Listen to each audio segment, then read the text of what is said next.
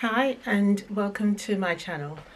My name is Karen and I would like to welcome you to my channel called Crafty Designs by Devines. So today I'm going to put my hand at trying to make a corners quilt, and so I'm going to do some cutting and make a quilt with some cushion covers to match. Okay, I'll tell you a little bit about myself.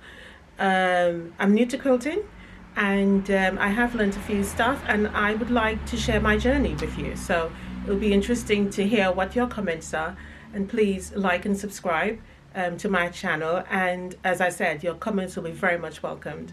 And as well, join me along with quilting, and hopefully we can do some quilting projects together. So today is one of my first projects that I'd like to share with you, and so I will take you over and show you what I've actually started with. Okay, so I have already cut my fabric here and excuse me, all I've done basically is cut the fabric diagonally from corner to corner. And so for example, let's put these two together.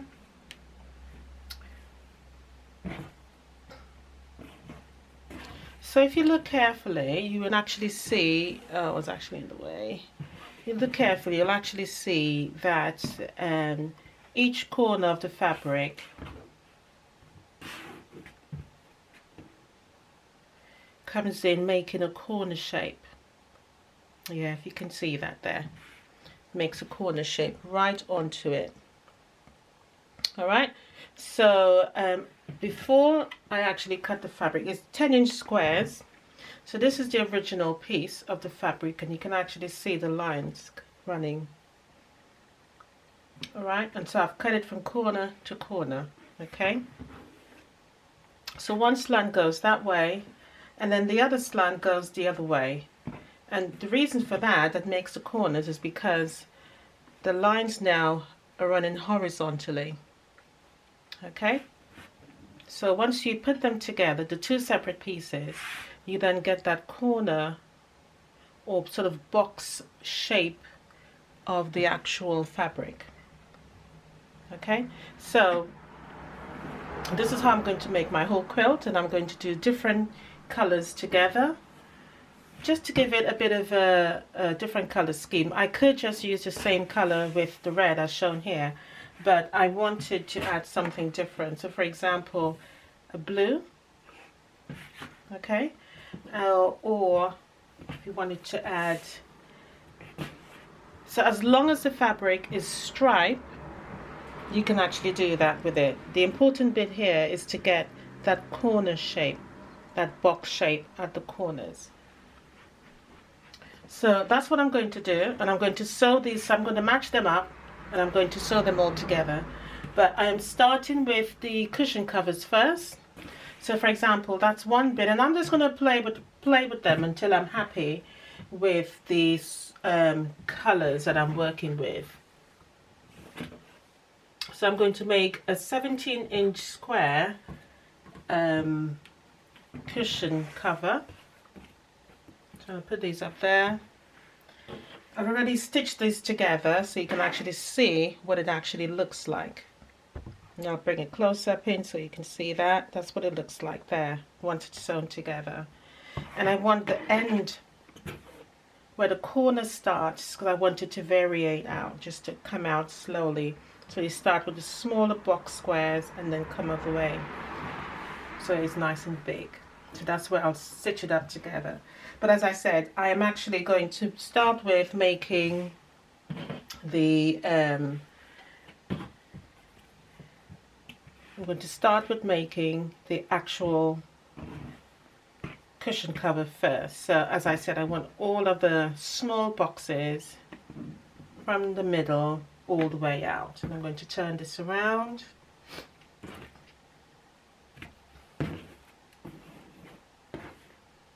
So remember, when you cut it, you cut from point to point. These are 10-inch squares. I've started. This one looks smaller because I've already used up my seam allowance in joining it together. But that is the idea. Okay.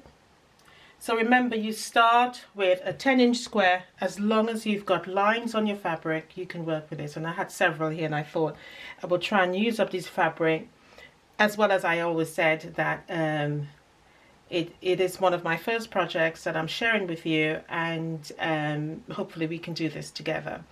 So that is the idea. So this is a 17-inch square cushion cover that I'm actually making here, and then I will show you what it looks like once I've completed it. Alright, so I have now sewn all of the squares together, and just wanted to point out that when you are actually sewing these squares together, remember they are actually cut along the bias there, and so it makes the fabric stretchy. So when you're sewing, sorry, don't stretch the fabric, otherwise it'll be wobbly and out of shape. So another thing to remember when you're going to iron it is to literally, again, iron along there. And I'm not using any steam, I'm just keeping it nice and dry. So I'm ironing in the middle first, and then I'm moving out. Again, that just prevents it from actually stretching out. And I'm going to do all of them. And of course I have used the seam allowance as requested, or as usually known for when you're actually quilting. All right, which is 1/2 inch. Very important to remain consistent when you're actually sewing all of the squares together. Very, very important. And must be consistent when you're doing your seam allowance. All right, otherwise you're going to find that your 10-inch square is going to be out of shape. Another thing you can do while you're here is to just simply snip off these little dog ears there, so you get that nice square. I mean, it's up to you. Sometimes I do, sometimes I don't bother with it, but it's really down to you. But certainly before I actually sew it together, I make sure it's off, because sometimes it can be a little bit bulky there.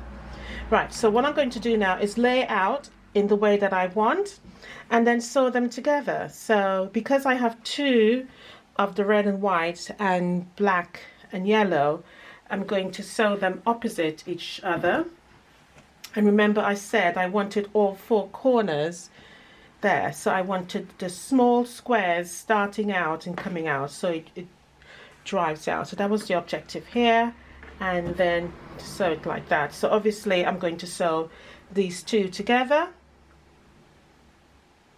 and then these 2 together, and then I'm going to bring the whole thing together, and then I'll come back and show you that. So I have sewn the 10-inch squares together using the correct seam allowance, as I mentioned. And now, before I actually put it together, I'm just going to make sure that I'm happy with the formation of how it goes. So I can put the 4 corners together, or if I wanted to change the dimension or the look or the view of it, I can actually change it around. That's one of the good things about this, and you can actually see there's a diamond shape right in the middle. The first one I did, I put all the 4 squares in the middle, and when I said the 4 squares, I'm talking about the 4 corners in the middle.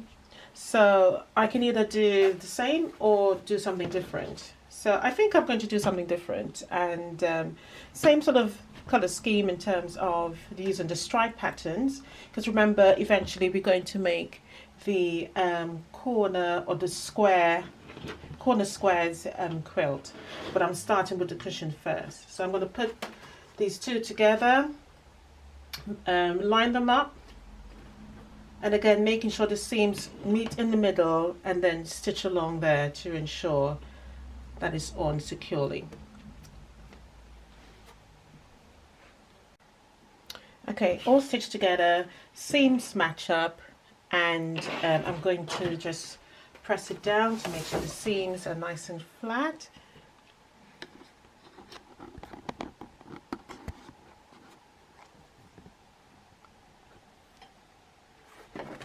And I'm going to start on the back side of it, and the purpose for that is just to ensure that the seams lie nice and flat. So I'm just going to pat it down, because remember I mentioned that it is sewn on the bias, so I'm trying my best not to stretch it, which has happened in the past with other fabrics.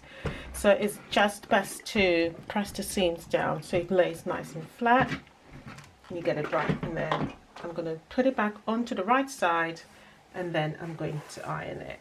And again, I'm going to work along the joint seams there and press it nice and flat, and it's going in that direction. I'm not pulling on the fabric at all, making sure it stays nice and flat. So the next step now is to quilt it, and I've done one here already, and I've used a line back, just the envelope filling at the back to make sure it is secured. So what I'm going to do is put a some fabric on the back there to secure it while I quilt it also. Okay, so I have some rough bit of backing fabric here, roughly cut, nothing special, and I'm just going to, now I've cut it slightly larger, just about ½ an inch larger than the actual front cover for the cushion cover. Alright, so I've cut it slightly larger, and the reason for that is that obviously I'm going to trim it down once I've added everything to it. So it's just a rough cut to line it on. Now what I'm going to do now, I've got some batting here that I'm going to put on top of it, and I'm going to make sure I remove that because I don't need that backing at the moment. So I'm just going to sandwich it together basically. But what I'm going to do, rather than use pins, what I'm going to do is just base it all the way around, just to ensure it stays in position, right? So in fact I can put a couple of pins just to secure it while I actually stitch it. So I'm just going to put one up there. So just tack it all the way around to ensure that it stays in position so I can do the quilting with it. Now I am very much a new starter quilter, so I'm not versed in it, but I have been teaching myself and learning and practicing every day, and I am getting the motion with it quite easily. The memory movement is starting to grow, and I would say the more you do it, definitely more easier it actually gets. Your memory in terms of recall for the movement really comes into play once you start doing it, and it's sort of have a mind of its own. That's how I can remember it. You know, my hands just tends to go in its own way, and it works out very well for me. So I'm going to tack this all around with the actual machine, and then once I've done that, then I would put the backing on, and then I'll start quilting it. Okay, so I have quilted the back, no, sorry, not quilted, I've attached the backing and the front with the batting still there. So what I'm going to do is attempt quilting it now. As you can see, it's quite puffy, and there's no sort of quilting on it at all, other than where I've tacked it down and around the corner. I've only done 3 sides because, you know, sometimes the backing and the wadding does actually move, or the batting does actually move. So I've left some area for it to have some small movement. Okay, so I'm going to use yellow thread on it. I was thinking about the blue, but I wasn't sure about it, that it will show up too much. But I wanted something subtle. I didn't want anything to be too prominent on it, as there's already so much colors in there, and so I've decided to go with a very light pale yellow. And I'm just going to do swirls really on the and I always try to choose a particular corner to start. So I'm going to start on the right. My machine is already threaded and ready to go, and I'm just going to bring my thread up before I do anything. I have blue thread at the bottom, and I must admit it did take me a few goes to get this. Initially, when I started doing this, I would say if you're going to try and do free motion quilting on your home machine, practice it, practice, and you will get better. I'm not saying I'm brilliant, but I'm a little bit more confident than when I first started doing it. And as I said before, the more you do it, you get that sort of memory hand movement again with it, and it sort of comes back quite easily. When I first started, I didn't have the glove, and it used to really frustrate me because I couldn't get to move it on the table of the machine. It was quite difficult. So, but I thought, you know what, let me try investing in the glove and see that it helps, and that has made quite a lot of difference. It does help. So I have the yellow thread here. I don't know if you can actually see it, but it's quite pale. So I'm just going to bring up the bottom thread. There you go, it's up. Now I would say definitely do that to make sure that your bottom thread's up. And what that usually prevents is having a knot or sort of a nesting behind it. And again, before, when I just started, I never used to do that, and then I went, oh, why is it getting knotted at the back? And then I thought, let me try bringing up the thread and see what actually happens. So that eliminates that problem. Okay, you will also probably, depending on how big your actual throat space is in the machine here, you would actually end up having a bunch of material or your quilt in the corner there, and it can be quite difficult to move.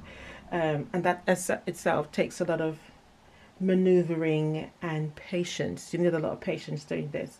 So I'm going to get started and see how it goes.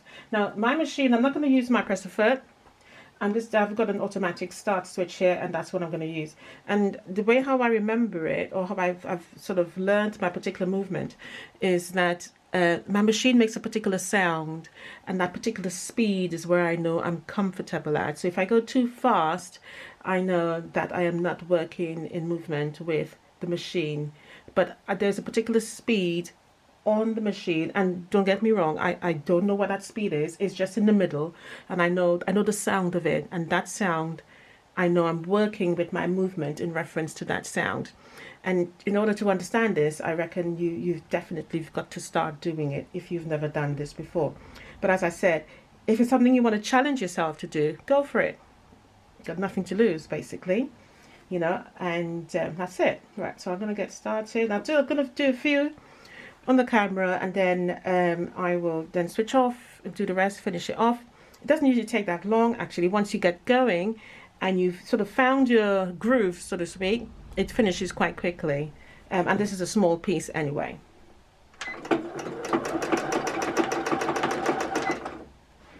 So always good to let it start snipping, and then you could get those threads that you pull up. Otherwise, what happens if you continue sewing with the tail ends just hanging there, they tend to sort of get knotted up, and it has a habit of actually sticking onto the glove, and that certainly annoys me. All right, so that's the best thing to do. I've got my bin right there, so I'm not dropping it on the floor. So yeah, and you just keep going there. So I'm going to start with a bit of swirls. Just bring the camera in a little bit more closely so you can actually see what I'm doing. Hopefully you have a better view.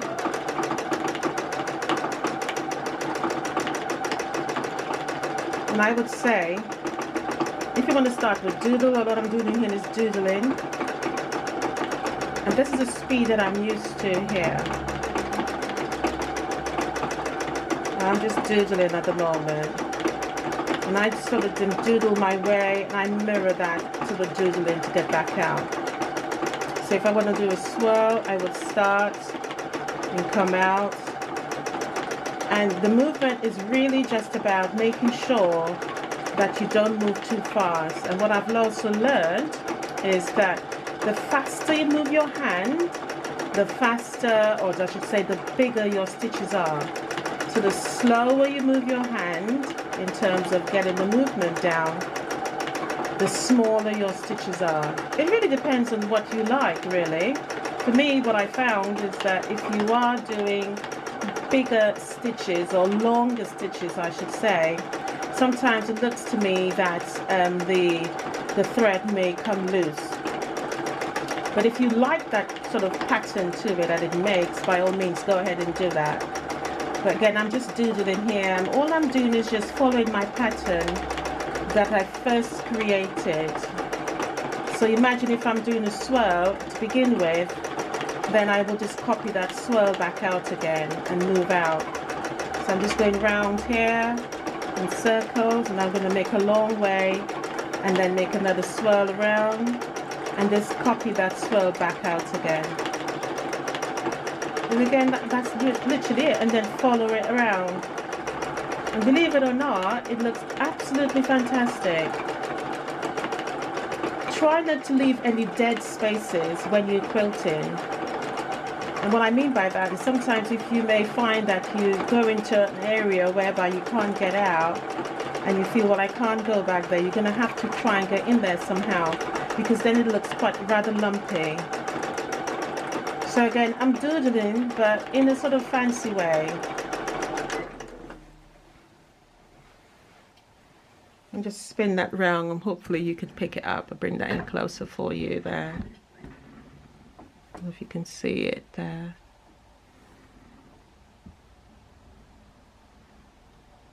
So I'm going to just continue doing this, and then I shall show you the entire thing and what it actually looks like. So I'll continue. Again, and this is the sound I'm talking about that my machine makes. I'm not using my pedal foot here to power. As I said, my machine has an automatic switch on, and that does a fantastic job for me. Now you can see I'm in a bit of a doodle here because I'm backed myself into a corner. So what I'm going to do is just follow along the lines, going back out, making curves right to the edges so I can get out. That's basically it. It is really not difficult. And just take your time and move. And you can create your own pattern. There is nothing for you to worry about if you don't want to make your own pattern. There's no strict rules that says you have to follow this particular groove to make a pattern. It's really down to you, and it looks absolutely beautiful. No one is going to say to you, you know what, that doesn't look right. That's a wrong pattern you've chosen there.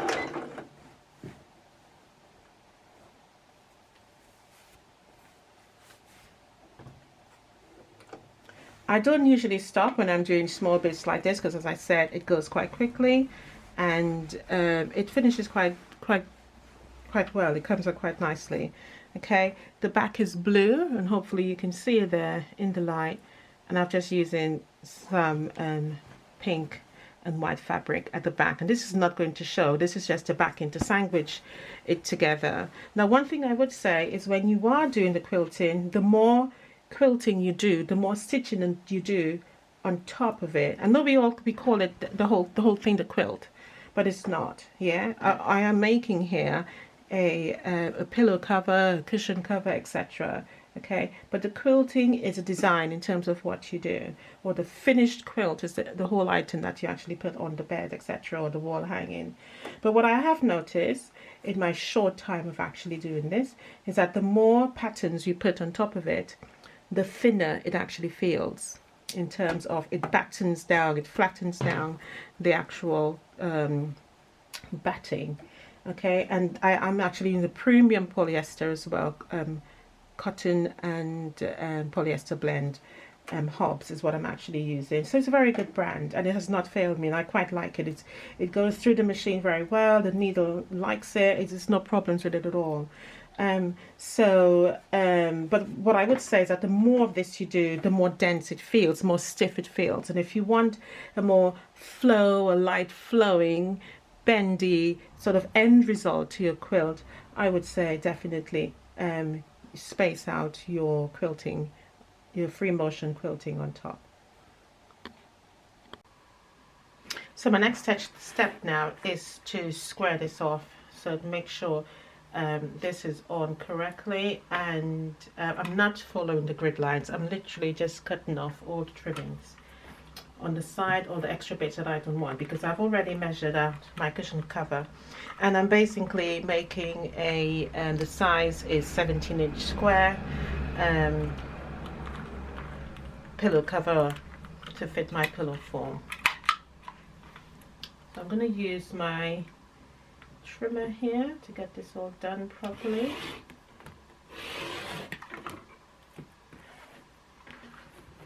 And in this case I'm going to actually move the cushion cover. I'm not so worried about moving the actual cutting board, because all I'm doing is just really cutting down to size to make sure this is fit nice and snug on the other side. And of course my seam allowance isn't taken up here, is it? So it may look slightly bigger, but it's definitely included. I gotta make sure I get those joints.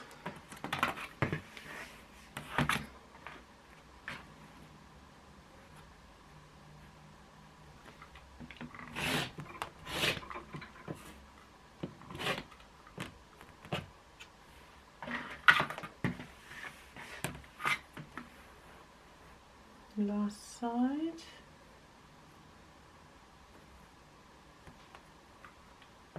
So if you think I'm not cutting, I'm actually just trimming it down. So don't worry about the fact that the front is actually twisted, but that's lovely there. So what I'm going to do now is do the backing for it now. The back of the pillow form, just like the first one here. Right, so I'm going to use the same. So obviously I'm making a pair, so I'm just going to use, I'm using a envelope form to do this. Okay, so I have gone ahead and finished the cushions, and I made two. So today I just want to show you, remember that we were doing the corners in the quilt. So if you can see, for example, let's look at this square here. It is a 10-inch square, and you have horizontal and vertical together. So obviously it's two different cuts of 10-inch square. One is cut on the horizontal grain and one is cut on the vertical grain. Okay, and then combined together to make the entire square block. Okay, and this is a cushion cover or casing for a 17-inch square pillow form or cushion form. Right, so I've done two of those, and if you remember again, I did, if you look at this formation here, all joints in the middle, and if you wanted to change up your blocks and have a diamond in the middle, you're more than welcome to do so. So I obviously had quite a lot of this fabric left over, and I thought I would just put together a quilt with some cushion form casing to use. I like making the cushion form or casing with the actual quilt. I think it just complements using it on the bed rather than just having the quilt, and I think it really goes. Okay guys, thank you so much. I have completed the cushions now. They look fantastic, and I'm really proud of the way they actually turned out.